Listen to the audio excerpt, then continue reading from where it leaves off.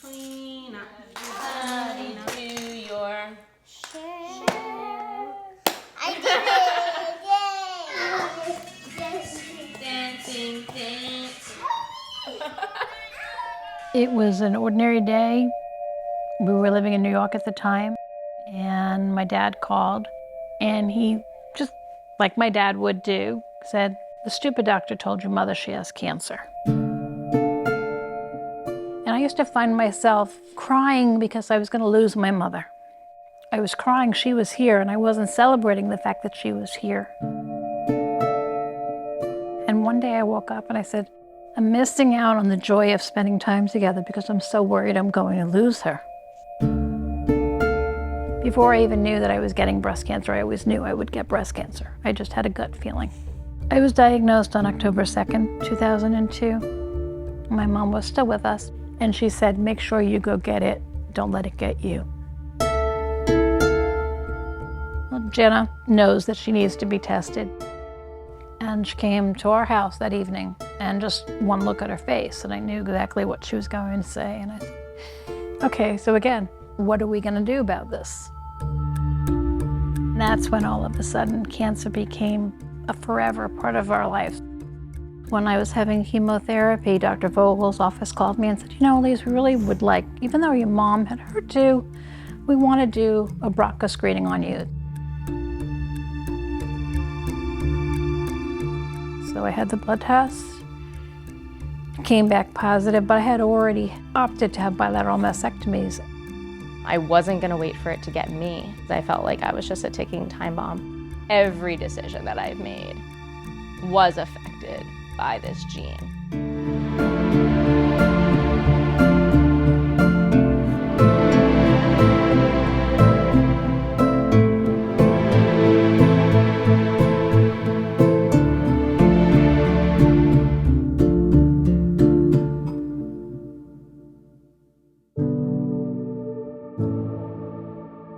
I'm a very proactive person.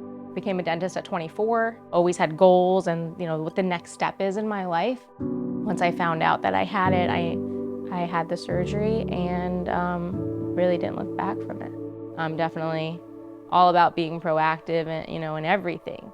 So for me, the research is the best way we can be proactive.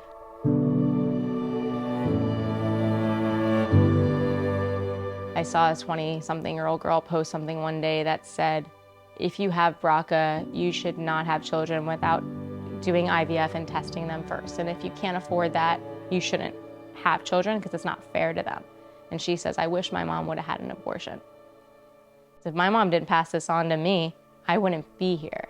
And I reached out to her personally and said, please don't limit yourself. Don't put this as a death sentence on you. I'm a dentist, I've accomplished this, and I told her everything despite complications and so many surgeries in my life and the fact that I've been limitless. My husband and I ended up needing to do IVF, and while doing IVF, they said, well, we can do a genetic screening for the embryos and make sure that the embryos that we implant don't have BRCA. My goal was a BRCA negative girl. We had 2 or 3 embryos that were BRCA positive, but we had 1 embryo that was healthy, and it was BRCA negative, healthy, and a girl. So that was exciting.